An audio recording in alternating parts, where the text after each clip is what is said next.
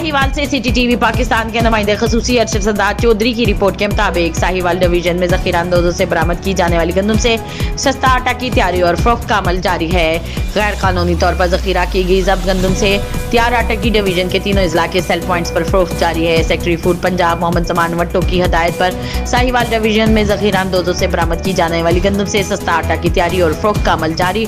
गैर कानूनी तौर पर जखीरा की गई गंदम जब्त करके आटा तैयार किया जा रहा है। तैयार आटे की डिवीजन के तीनों अजला में सेल पॉइंट्स पर 1158 रुपए फी 10 किलो फरोख्त जारी है। सेक्रेटरी फूड पंजाब मोहम्मद जमान वट्टो की हदायत पर महकमे खुराक साहिवाल की गंदम जखीरा अंदोजों के खिलाफ कार्रवाइयां जारी हैं। इस सिलसिला में deputy director food Imran Munir की सरबराही में महकमे फूड की टीमों ने तीनों अजला में छापों के दौरान अब तक जिला साहिवाल से 7.30 मैट्रिक टन, जिला ओकाड़ा से 156 मैट्रिक टन जबकि जिला पाकपतन से 53 मैट्रिक टन गंदम बरामद की।